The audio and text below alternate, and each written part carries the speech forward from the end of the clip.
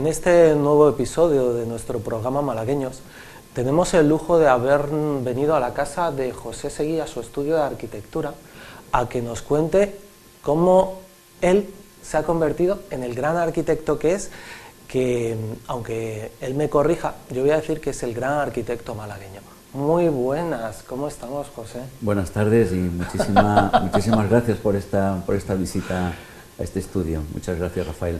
Me encanta poder venir a tu casa, poder ver el lugar donde creas. Este es tu sitio donde surgen, donde nacen las ideas, donde las trabajas, donde las desarrollas, porque, claro, nacen en la mente, pero posteriormente hay que aplicarlas a un papel y a la realidad, como es un edificio. ¿Cómo se hace eso? Pues con muchos años de trabajo y mucha experiencia, ¿no? Yo siempre he dicho que la diferencia con el arte pictórico, por ejemplo, es que un cuadro lo puedes fabricar tú solo, ¿eh? Y te puedes inspirar y expresar en el lienzo tus emociones, ¿no? Porque en el fondo no hay más compromiso que el lienzo y tú, ¿no? Pero la arquitectura es un arte de construir, es decir, siempre estás fabricando cosas para otras personas. Diseñas edificios para que vivan otras personas, diseñas ciudades para que otras personas puedan desarrollar sus actividades, y en el fondo todo esto convierte a la arquitectura en una profesión emocionante y al mismo tiempo muy obligada a plantearse los temas de una manera muy realista, ¿no?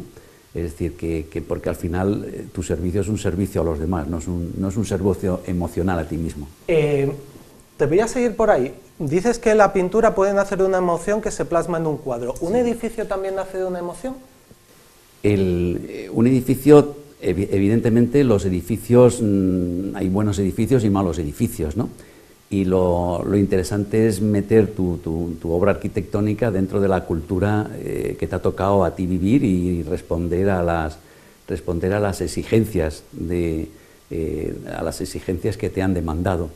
En el fondo, para mí, el mayor placer de un edificio es volver al cabo de muchos años y ver que se sigue usando, ¿no? Que sigue funcionando, que se sigue usando a pesar de que el tiempo lo haya transformado, pero que se sigue usando. Yo recuerdo en una conferencia con el que ha sido uno de mis mejores profesores, ¿no? En aquella época en Madrid, con Rafael Moneo, que decía que uno de los edificios más modernos que hay en la historia de la arquitectura es la mezquita de Córdoba, porque nunca dejó de funcionar. Es decir, cuando abandonaban los árabes Córdoba y entraban los cristianos, esa misma noche determinaban montar una basílica dentro de la propia mezquita, y eso hace que la transformación de la mezquita hizo que la mezquita siga funcionando como un edificio cargado de usos, y yo creo que este es uno de los objetivos y una de las virtudes más grandes de la arquitectura, es tener la satisfacción de ver que lo que tú proyectas es usado por la gente a lo largo del tiempo. Oye, José, cuando un arquitecto del siglo XX visita un edificio como la mezquita o como la Alhambra, ¿qué piensa? Se aprende, ¿no? Y yo, cuando hicimos en el año 87 el plan especial de la Alhambra, pues siempre he dicho que he aprendido en la Alhambra tanto como en muchos años de estudiante de arquitectura. La Alhambra, en el fondo, el trabajar en estos conjuntos tan fantásticos, ¿no? Monumentales, lo que hace es que te enseñan más a ti que tú les puedas aportar, y a partir de esas enseñanzas después tú trasladas todas estas cuestiones a tus propias creaciones, ¿no? Yo creo que la arquitectura es un oficio. La arquitectura se aprende con el tiempo, se aprende con el oficio. Es muy parecido a un carpintero, ¿no? Es decir, que el buen carpintero acaba aprendiendo carpintería después de hacer muchísimos ensamblajes.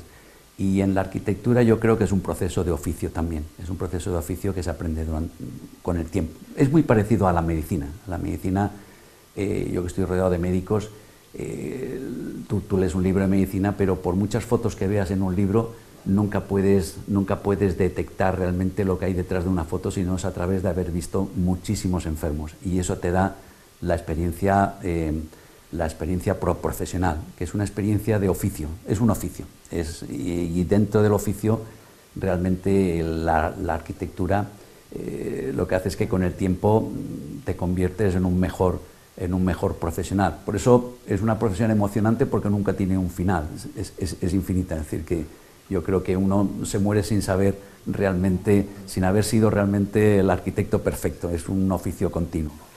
Cuando desarrollas el plan, ¿cómo se llama? ¿Plan general de la Alhambra? El plan especial de la Alhambra, sí. El gran plan especial de la Alhambra. ¿Cómo es tu acercamiento a este proyecto, que entiendo que el Ayuntamiento de Granada o quien oferta la posibilidad de que arquitectos como sí, casi siempre los encargos vienen de problemas para solucionar. Es decir, por eso yo creo que la arquitectura es muy parecida a la medicina. Es decir, cuando tú tienes un problema en tu casa, acudes a un arquitecto. Cuando te quieres hacer una casa, vas al arquitecto, igual que el que tiene una enfermedad va al médico, ¿no? ¿Y qué problema tenía la Alhambra? Que en aquellos momentos, no sé si te acordarás, quizás tú eras muy joven, había un problema de que el desarrollo inmobiliario de Granada estaba llegando al propio recinto de la Alhambra, creando un conflicto con el propio monumento, que fue aquella operación de los Alijares, y eso hizo reflexionar a la administración y plantearse la necesidad de estudiar el monumento como un recinto monumental dentro de la ciudad de Granada, ¿no? Y de estudiar bien sus entornos paisajísticos y sus entornos monumentales para marcar las reglas de juego para que la Alhambra conviva con la ciudad de Granada, de manera que Alhambra y Granada sean buenos esposos y no antagonistas, ¿no? Este fue el motivo, y a partir de ahí pues vino después el plan especial, que realmente ha sido uno de los trabajos que más orgulloso uno está. Obtuvo el Premio Nacional de Urbanismo, sí. José Seguí es valenciano de nacimiento, sí. Naces en Valencia el año 46. En el 46. Del pasado siglo. Hace poco tiempo, ¿eh? Antes de ayer, como quien dice, antes, ¿no? Antes de ayer.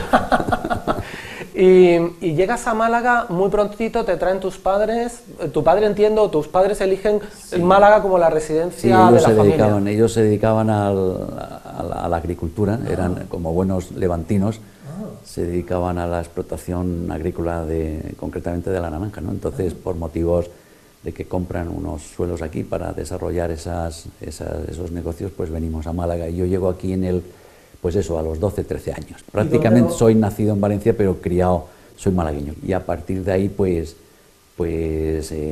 aunque el deseo de mi padre hubiera sido que a lo mejor me hubiera dedicado a ingeniero agrónomo, pero me dediqué a la arquitectura de una manera absolutamente casual. Sí, yo no creo demasiado en las vocaciones estas casi que un día te levantas y dices quiero ser tal cosa. Yo no creo en estas cosas. Yo creo que la vida es una concatenación de causalidades. Yo me acuerdo que en Los Maristas, este colegio que aún existe en calle de la Victoria, magnífico, es decir, tengo unos recuerdos fantásticos de aquella época. ¿Estudiaste en él? Estudié en él todo el bachiller, y recuerdo la Málaga de mi infancia, corriendo en donde las calles del barrio de la Victoria eran nuestros sitios de juegos. Claro, la calle era el sitio. Hoy la calle es agresiva, pero entonces la calle era el medio en el cual pues jugábamos, nos veíamos, vivíamos la calle, que es una maravilla vivir la calle, ¿no? Y realmente, ¿cómo accedes a tu profesión? De unas maneras muy causales. Acabas el bachiller. Tuve la enorme suerte en aquellos momentos de poder aterrizar en Madrid, de ir a Madrid, y estudiar arquitectura era una causalidad. Estas cosas que te gustaba dibujaba algunos cómics, y realmente la arquitectura la descubres en la propia escuela. No creo que la vocación exista como tal. Tú vas dirigiendo tus pasos, y hay un momento dado, si tienes la suerte de coincidir con aquello que te puede divertir, eso es una maravilla. Es decir, que lo importante en la vida es coincidir con tus afinidades. Y tuve la suerte de ir a Madrid. En Madrid me matriculé en la Escuela de Arquitectura de Madrid, Y yo a veces lo he dicho en algunas ocasiones, incluso creo que lo tengo escrito, que yo soy arquitecto por culpa, entre comillas, por culpa de los buenos profesores que tuve en la Escuela de Madrid. Es decir, realmente lo poco, lo mucho que sé de arquitectura es de aquellos años en Madrid, con profesores como Rafael Moneo, como Paco Iza, como Vázquez de Castro, como Juan Daniel Fullaondo, y realmente he llegado a la conclusión de que los años de aprendizaje, estos años de aprendizaje son quizás los más importantes en la vida profesional de una persona. Por lo tanto, la suerte, diría yo, que es haber estado en Madrid en aquellos momentos con muy buenos profesores, todo una serie de causalidades que hacen que llegues a amar, a querer esa profesión a la cual te vas a dedicar. Sin embargo, ese elenco de profesores a los que elogias, los tuvieron todos tus compañeros. Y no todos tus compañeros seguramente han llegado a la excelencia a la que tú has llegado. Sí, pero sí, Rafael, habría que al menos reconocer que aquellas generaciones produjeron una generación, valga la redundancia, de muy buenos arquitectos. Es decir, yo no tengo esa sensación de ser un arquitecto, podríamos decir, como tú has dicho al principio, un gran arquitecto. Soy un arquitecto que intenta ejercer la profesión de la mejor manera que a uno se la han enseñado. Y precisamente en esa manera de aprender la arquitectura, yo creo que salieron una generación de muy buenos arquitectos de aquellos años en la escuela. La enseñanza tiene esa enorme virtud, que si tienes la suerte en tu vida de caer en un caldo de cultivo en donde quienes te enseñan tu profesión son grandes maestros, no sé si acabarás siendo tú un gran maestro, pero sí acabarás siendo un buen profesional, lo cual ya es mucho hoy en día. Y José Seguí se ha convertido en un buen profesional. Bueno, lo intento. ¿Todavía lo intentas? Sí, porque... Vale. No, el intento es una actitud de vida, es decir, es como me imagino tú en el periodismo. El día que llegas al convencimiento de que ya lo sabes todo, ese día es el principio de tu fracaso. Es decir, que yo creo que siendo un oficio, porque esto no es una profesión como la del matemático, que es ciencia, o como la del biólogo, pero la profesión de la arquitectura, como la medicina, es un oficio, por lo tanto estás aprendiendo continuamente. Yo nunca he perdido ese sentido de ser un continuo estudiante. Yo ahora mismo te diría en esta conversación te diría que soy un buen estudiante de arquitectura, y esto es lo que te mantiene al día en el ejercicio de la profesión, ¿no? Yo creo que el día en que dejes de ser un curioso, porque ser estudiante es ser curioso, ¿no? El día que dejes de ser curioso de lo que haces, ese día es el principio de tu ocaso, ¿no? Porque te aburrirás. Es decir, esto es como el amor, ¿no? El día en que aburres, ese día estás listo. Oye, ¿cuál es el primer, o sea, tú terminas tu carrera, fundas muy pronto el estudio José Seguí de Arquitectura, con sede en Málaga y en Madrid? Sí, al principio en Málaga. Lo que pasa es que Madrid para mí ha sido la ciudad que me ha enseñado muchas cosas. Me ha enseñado la arquitectura, pero en la arquitectura desde un punto de vista de la carrera, pero me ha enseñado también la arquitectura física. Madrid en aquellos años me da la ocasión de tocar esas muy buenas herencias de arquitectura de los buenos arquitectos. ¿Qué recuerdas de aquellos años de edificios que te marcaran en Madrid? Recuerdo Torres Blancas, que fue como una especie de gran revolución en la arquitectura, que es edificio de Paco Iza, o recuerdo el edificio de Bankinter de Rafael Moneo. Son edificios que casi siendo estudiantes lo vas a ver, y cómo no el edificio Capitol de Fedducci, que son como descubrimientos de obras que no las ves en fotos, que las palpas, que es la sensualidad del tacto de los dedos, que la palpas, que la ves. Y eso también fue muy importante. Y en ese sentido, nunca me he separado ya de Madrid, siempre me he movido entre Málaga y Madrid, de manera de que a los pocos años, yo diría que a partir de los 80-90 montamos el estudio en Madrid también y llevamos en Madrid pues muchos años, es decir, y nos movemos entre Málaga y Madrid. Tampoco es una casualidad, es una causalidad. Yo diría que Málaga es muy parecida a Madrid, Madrid muy parecida a Málaga, son ciudades de aluvión, ciudades emocionantes, ciudades que inventan continuamente. Efectivamente son un tanto caóticas, pero la belleza la está precisamente en esa efervescencia que tiene la ciudad, en que viven, que se desarrollan.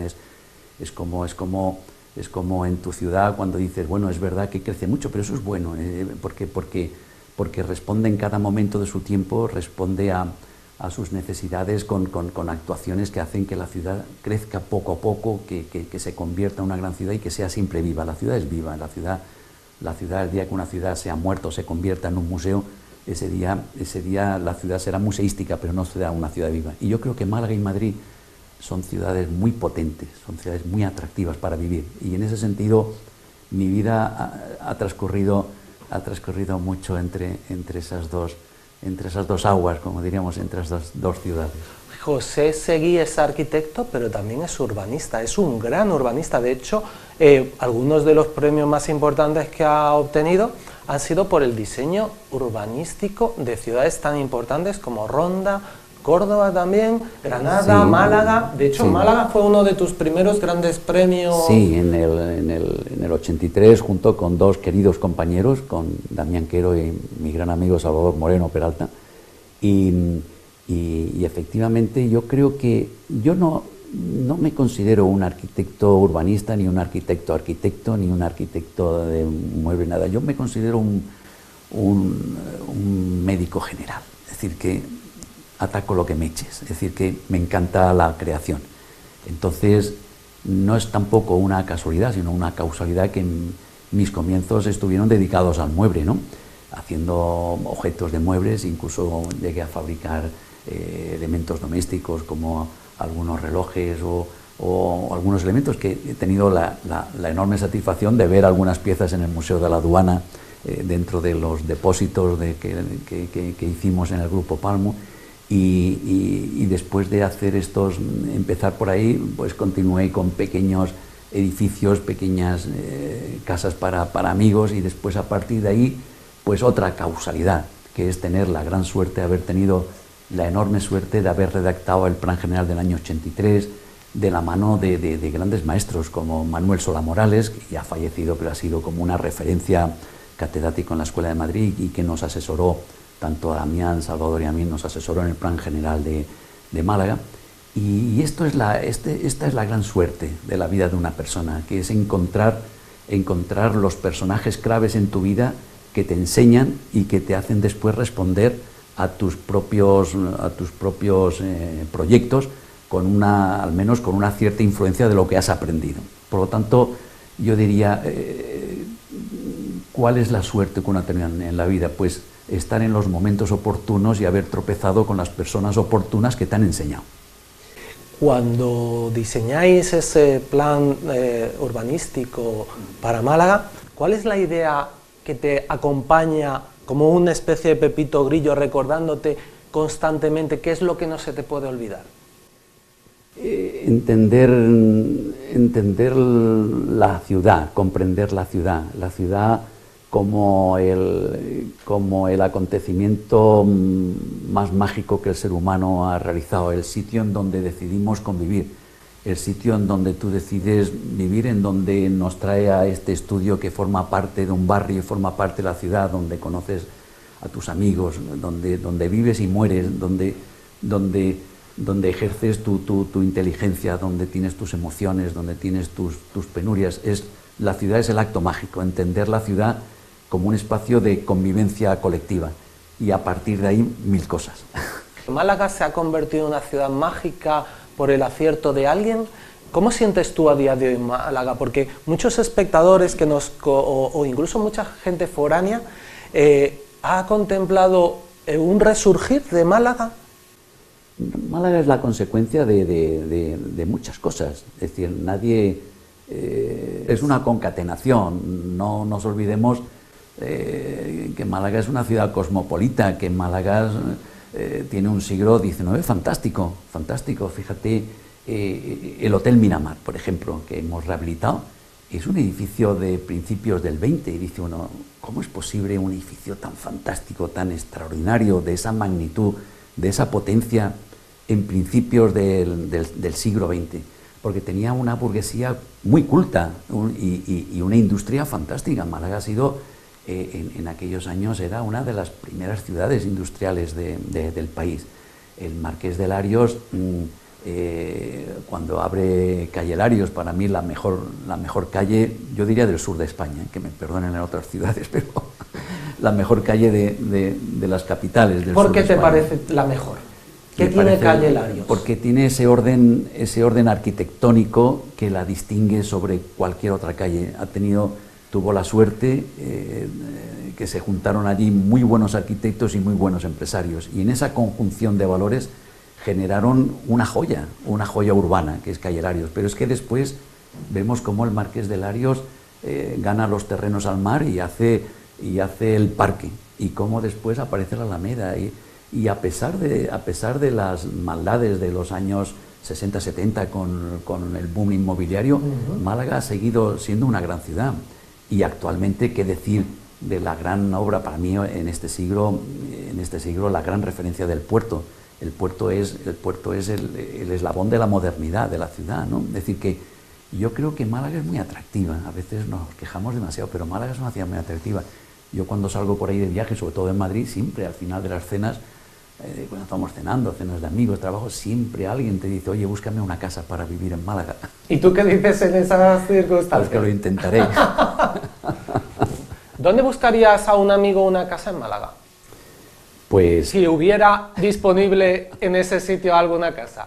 Hombre, yo creo que el casco histórico de Málaga es muy interesante. Después los barrios estos de Limonar, de la zona del litoral este, son muy interesantes. Y a mí en Málaga me interesa muchísimo Teatinos. Teatinos es que yo creo que los que hicimos el Plan General del 83 nos consideramos muy padres de esa potente idea de Teatinos. Teatinos yo creo que es donde está en estos momentos las mejores oportunidades y ofertas empresariales. Digo ofertas empresariales, me refiero, por ejemplo, yo voy mucho allí porque encuentro, por ejemplo, en restauraciones fantástica la oferta que hay, ¿no? Y unos barrios que han nacido con unos trazados que me identifico con ellos, que creo que es una de las grandes virtudes del plan del 83, Teatinos y la universidad. Sí, son buenos sitios, el casco histórico, el Limonar, Pedregalejo, tiene muchos sitios Málaga para vivir. Sin duda, y preciosos. Entonces, ¿qué te sientes más orgulloso? ¿De tus diseños urbanos o de los proyectos arquitectónicos en los que destacan la Rosaleda, en los que destaca la rehabilitación del Teatro Cervantes, que también fue premiada, en la Ciudad de la Justicia? La Ciudad de la Justicia, sí. Y la futura, que estoy deseando que metáis mano, se llama Hotel Torre del Puerto. Sí, esto sería objeto de otro programa. Perfecto. Claro, porque... No, es que vamos a ver, contar la historia de José Seguí, de la arquitectura y de todo lo que ha hecho, evidentemente no nos va a dar tiempo a contarlo en un ratito. Pero yo creo que lo que nos divierte en el estudio, porque en el fondo también tengo que reconocer que aunque el estudio lleva mi nombre, pero yo creo que lleva mi nombre porque soy el más viejo de todos. Viejo en edad, sí, cuidado. Sí. No, por supuesto. Tienes un espíritu joven que ya le gustaría a más de uno. Pero que yo creo que, ya te lo he dicho al principio cuando estábamos preparando la entrevista, que realmente reconozco que el mérito del estudio es el equipo. Yo creo que igual te ocurre a ti, sin estos magníficos operadores que nos están tomando vista ahora con todos estos aparatos que hay aquí tan difíciles de manejar para mí, pero para ellos tan fácil, no habría programa de televisión. Por supuesto. Y no habría esta realidad del estudio sin este equipo magnífico que se ha hecho en el tiempo, no creas tú que claro, ves un día y contratas, no, es un magnífico equipo. Pero yo te diría que lo más divertido, lo que más nos divierte es ese feedback, como dicen los ingleses, de pasar del diseño de una silla al diseño de una ciudad, al diseño de un edificio, casi como un acto cotidiano. Es decir, que ahora mismo presentamos a la semana que viene el plan general de la línea, ¿no? Y para nosotros, siempre lo decimos, el proyecto más querido es el último, es como los hijos. Claro, normal. Y es una alegría ver que los edificios ya entregados y las ciudades ya entregadas, los planes ya hechos, casi nos olvidamos de ellos porque es como los hijos, también prefieren que hagan su vida y no quieres tampoco tener ese sentido de la propiedad de las obras. Hay una cosa en el estudio que tenemos aprendido, es que una vez que acabas el edificio no eres propietario del edificio, incluso se transforma, la gente lo transforma porque lo adecúa a sus necesidades, pero lo bueno que tiene es que siguen siendo edificios reconocidos por nosotros, nos sigue gustando a pesar del tiempo. Entonces, ese feedback continuamente de diseñar una silla, que seguimos diseñando objetos que los edificios necesitan, o el diseño de un edificio, o el diseño de ciudades, como puede ser, hemos estado siempre con las 3 escalas, en este momento andamos con la línea, que es una ciudad, fantástica y como buen médico es una ciudad cargada de problemas, y lo que hace trabajar en la línea emocionante es que tiene muchos problemas a resolver, porque esto es un reto. Sí, es como la medicina. Yo vuelvo a repetir, en mi familia, que hay muchos médicos, se emocionan con los grandes problemas de las enfermedades, como son los cánceres, como son las epidemias. Los constipados, pues mire usted, esto es más fácil, pero entonces la línea en ese sentido, lo atractivo del trabajo que estamos haciendo en la línea es precisamente la cantidad de problemas a solucionar, como estamos haciendo en este momento la Torre del Puerto, que es un edificio muy complicado, es terriblemente complicado y nadie lo duda, pero realmente son retos que tienen su salida. ¿Por qué? Pues porque son experiencias que nadie inventa nada, te vas referenciando, y estas experiencias se han hecho en otras ciudades, y es el salto de la modernidad de Málaga hacia el futuro. Yo recuerdo en mis años de primeros cursos de arquitectura, cuando se hizo la Torre de la Equitativa, pues no había entonces tanta prensa ni había tanta contestación a la ciudad, pero fue dentro del circuito de la burguesía malagueña, fue un debate fuertísimo, y hubieron gente que se rasgaban las vestiduras de cómo hacer la Torre de la Equitativa en el sitio donde está. Hoy en día, hoy está protegida por la administración autónoma, por el propio ayuntamiento, como un edificio de protección arquitectónica. ¿Y qué sería de la perspectiva de Calle Lario sin la Torre de la Equitativa? Es decir, evidentemente esto tiene sus peligros y esto tiene sus enormes riesgos, pero no por estos riesgos uno deja de aspirar a superarlos para llevar a tu ciudad elementos arquitectónicos que la pueden modernizar. Evidentemente esto es una sensación que podríamos decir, pues abandono, porque es un proyecto complejo, pero estamos convencidos que la Torre del Puerto, con las correcciones que durante este proceso de información pública deben de haber, como cualquier edificio, yo creo que se convertirá en una referencia de la modernidad de Málaga, como lo fue la Torre de la Equitativa, ¿no? Y bueno... Y como lo han sido otros rascacielos en otras ciudades que también generaron polémica en un principio. Sí, porque en el fondo la intervención del arquitecto es una intervención de transformar la realidad, es decir, que esa transformación de la realidad hace que tú, que usas esa realidad, te la cambien. Evidentemente tiene sus riesgos, a veces lo hacemos bien, a veces mal, pero lo que no podemos dejar de hacer es que las ciudades realmente se transformen. Es necesario que se transformen, además. Sí, ¿por qué se generan estos conflictos? Porque el adocenamiento es como si en tu casa, pues tu mujer te cambia los muebles, te cambia el sofá del sitio y tal. La primera reacción tuya es de protesta.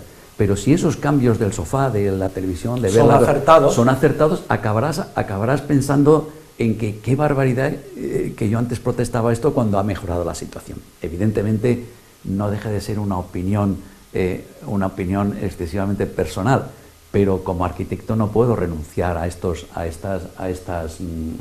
podríamos decir, a estos desafíos que realmente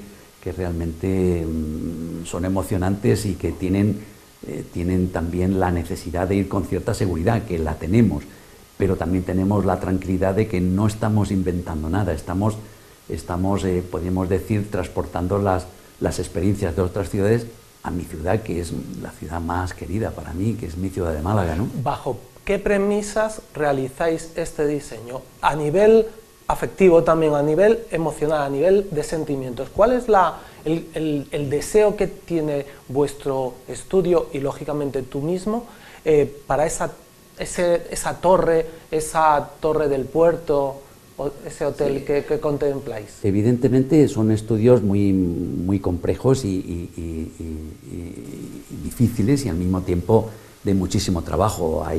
Hay una posición de ver la referencia que tiene el propio edificio con la ciudad. Claro que cambia el paisaje de la ciudad, pero es que el paisaje de la ciudad lo cambia cualquier intervención física que haces en la ciudad. Entonces son estudios muy pormenorizados, más profundos de lo que tú te puedes imaginar. Y de lo que Hablas de la calle Larios. Muchos pasamos por la calle Larios sí, sin detenernos a observar y a valorar los detalles de ese emblema de la ciudad, ¿no? Sí, yo incluso pienso que la salvación del casco histórico de Málaga ha sido calle Larios. Y fíjate que calle Larios lo que hace es romper, y digo romper positivamente, la trama histórica heredada de la ciudad, pero lo rompe con una calle moderna, y es el pulmón del casco histórico. Es decir, hoy en día no nos podemos imaginar Málaga sin la calle Larios, y posiblemente con los criterios de inmovilismos que en ciertos circuitos del debate se han aposentado, sería imposible hacer calle Larios. ¿Por qué? Porque estás transformando la realidad. Y lo que tú has dicho es cierto. Es decir, yo siempre digo que cuando vas por la calle, cuando uno visita la ciudad, yo distingo muy bien cuando uno es un amante de la arquitectura y cuando uno le da igual. Normalmente los arquitectos vamos mirando para arriba siempre.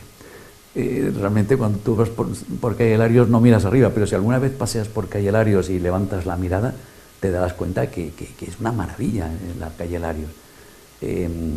Yo creo que estos son los aspectos que uno tiene en cuenta cuando hace las cosas, que realmente se integren en la cultura de la ciudad, ¿no? Otra cosa es que lo consigamos, pero al menos nadie puede dudar de esa buena intención que la arquitectura tiene, ¿no? ¿Y bajo qué premisas eleváis o vais a elevar esa torre? ¿Cómo es esa torre para los que no somos arquitectos, para que nos fijemos en ella? Cuando sí, la eleváis, ¿en qué tenemos que valorar de esa torre? Hombre, yo creo que será una torre, será un elemento referencial, como son las torres, ¿no? Es decir, que evidentemente hacer esta comparación pues podría ser muy criticable, pero las torres de las burguesías del Renacimiento o de las grandes catedrales siempre fueron referencias, y hoy en día pues lo que sería absurdo es hacer una torre residencial, por ejemplo. Yo lo veo absolutamente, sería ridículo, porque las torres tienen que tener unos usos específicos de por ejemplo, pues una sede de una institución, o un uso pues hotelero, o un uso terciario de oficinas, porque son elementos como es la Torre Bilbao Vizcaya en Madrid, ¿no? O como son las buenas torres de l'Arc de la Défense en París. La residencia es otra cosa, el uso residencial es un uso más, podríamos decir, más igualitario, pero las torres de alguna manera referencian la ciudad, y yo creo que en ese sentido yo creo que esto es una intención. Este sería, por ejemplo, contestaría un poco tu pregunta. Y siendo una torre que va a ser un hotel, sí, el lugar en el que está situado debe tener unas vistas para según qué suites, por llamarlo, o sí, habitaciones, sí, que deben de quitar el hipo. Sí, hombre, evidentemente tiene esas ventajas, la torre tiene las ventajas que yo creo que si se hace, ojalá se hiciera, yo creo que lo que es el mirador de lo alto de la torre va a descubrir nuevas miradas a la ciudad, ¿no? Y evidentemente también va a descubrir nuevas miradas desde la ciudad a la torre, es decir, que van a ser elementos que dialoguen entre sí, ¿no? Y como le ocurre a otros rascacielos, como las 4 Torres de Madrid, habrá también la oportunidad de poner allí restaurantes con vistas absolutamente... Por eso digo que sin lugar a dudas estos edificios de usos que no son residenciales tienen esa enorme ventaja que normalmente las alturas o las plantas más altas siempre suelen ser los nuevos miradores, ¿no? Los nuevos miradores hacia la ciudad. Evidentemente es un proyecto que a pesar de todos los problemas y la polémica seguimos ilusionados. Si lo conseguimos, pues estupendo, y si no lo conseguimos, yo estoy seguro que siguientes generaciones harán torres en Málaga. Málaga es una ciudad moderna, es una ciudad que evidentemente yo no quiero defender que para ser moderno haya que hacer torres, pero tampoco quiero rechazar que una ciudad moderna no tenga que tener torres. Por tanto, de que en todo este recorrido, que no podemos contar en su totalidad porque nos hemos dejado un montón de aspectos, pero de su carrera profesional, José Seguí, ¿de qué se siente realmente orgulloso? Bueno, es una pregunta que la rechazo un poco, porque yo no tengo todavía un recorrido con final. No, por supuesto, y el camino todavía sigue hacia adelante, pero si se volviera hacia atrás un momento la mirada, que de vez en cuando a lo mejor lo hace. No, lo digo, contesto esto más conmigo porque hay una cosa que intentaré no hacer nunca, que es escribir las memorias, porque las memorias es un punto final. Bien. No, de lo que uno más satisfecho está es de la posibilidad, para bien o para mal, de la cantidad de gente que ha pasado por el estudio, de lo que ha generado el estudio en cuanto a las obras que hemos realizado y que con todos sus inconvenientes y virtudes siguen siendo obras que uno se alegra de ver cómo funciona. El Estadio de la Rosaleda, al margen de que yo sea un buen aficionado o no aficionado al fútbol, que lo soy, pero bueno, es un estadio que la ciudad tiene y que uno se siente orgulloso de que la ciudad tenga un estadio de esas características, como la Ciudad de la Justicia, por ejemplo, o como el Teatro Cervantes, después de tantísimos años, recuperar un edificio que estaba prácticamente en ruinas y con el esfuerzo de una administración en aquellos momentos pública, del alcalde de la ciudad en Málaga, el recordado Pedro Aparicio, y el Ministerio concretamente de Cultura que generaron, la Dirección General de Arquitectura, que generaron los esfuerzos económicos y administrativos para rescatar el edificio, pues no debe uno de sentir un cierto orgullo de que el Teatro Cervantes, esté funcionando todavía, pero sobre todo, Rafael, que el Teatro Cervantes haya regenerado aquel lugar de la ciudad. Cuando nosotros estábamos rehabilitando el Teatro Cervantes, se dio aquel acontecimiento en el Cine Atlántida de que mataban de un pistoletazo a una taquillera del Cine Atlántida entonces, que hoy es un garaje, y era un barrio realmente peligroso. Hoy en día estas actuaciones han generado una rehabilitación importante en la ciudad. Esto es la arquitectura. La arquitectura es cualificar la ciudad, que lo puedes cualificar con un plan general, lo puedes cualificar con una buena plaza, lo puedes cualificar con un edificio, pero no deja de ser una satisfacción enorme que la Málaga de mi infancia no tiene nada que ver con la Málaga actual. Y evidentemente es por muchas razones, pero una de ellas es que hemos hecho obras en Málaga que han mejorado la ciudad, que la han convertido en una ciudad moderna, más habitable. Y esto, nos guste o no nos guste, es una labor de la arquitectura, esto está claro. De buenos arquitectos. De un conjunto de buenos arquitectos. Porque indudablemente las decisiones de cualquier buen profesional en cualquier ámbito mejora la vida de todos. Sí, sin lugar a dudas. Yo también, en ese sentido, tengo la suerte de que, por ejemplo, pues dentro de la familia esta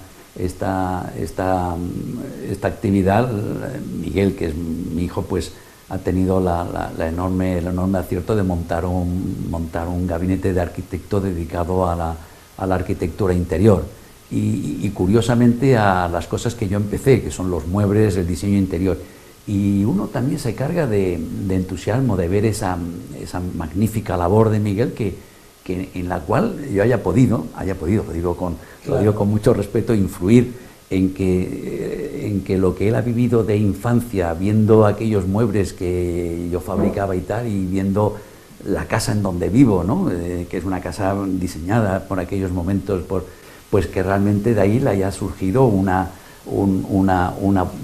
pues unas ganas de ejercer la arquitectura, y ella ha tenido la suerte de aprender, la misma suerte que tuve yo de coincidir en Madrid con unos buenos arquitectos que me enseñaron.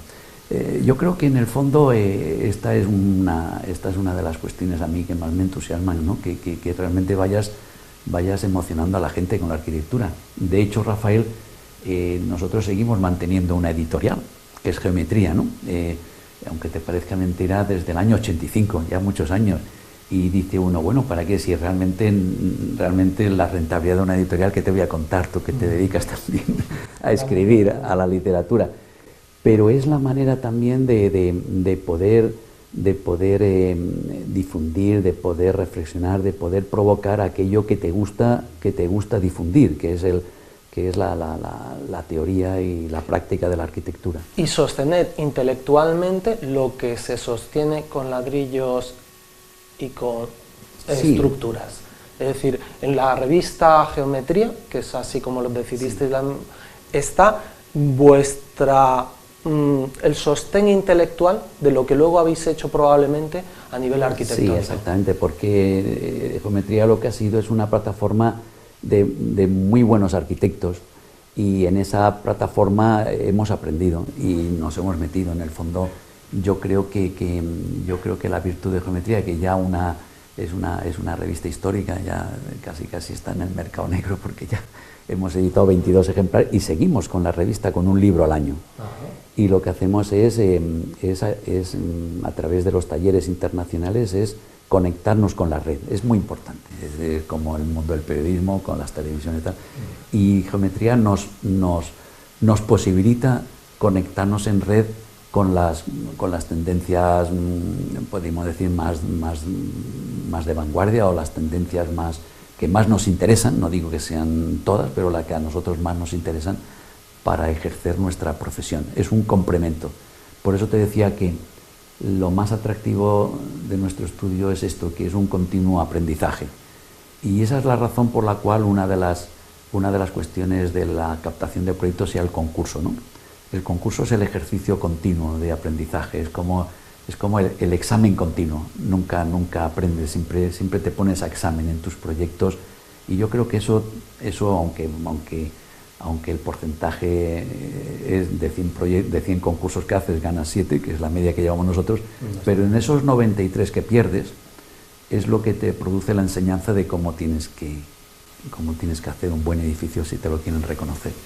¿Es la arquitectura, por tanto, una pasión para ti? Es una pasión, claro, es una pasión, igual que la literatura es una pasión para ti, Rafael, porque está claro, y en eso yo creo que podríamos estar de acuerdo tú y yo: si no hay pasión, está la muerte. Es decir, el día que no tienes pasión, retírate. Yo el día que me aburra en esto, te aseguro que me retiro. La pasión es lo que te hace moverte, ¿no? Y seguramente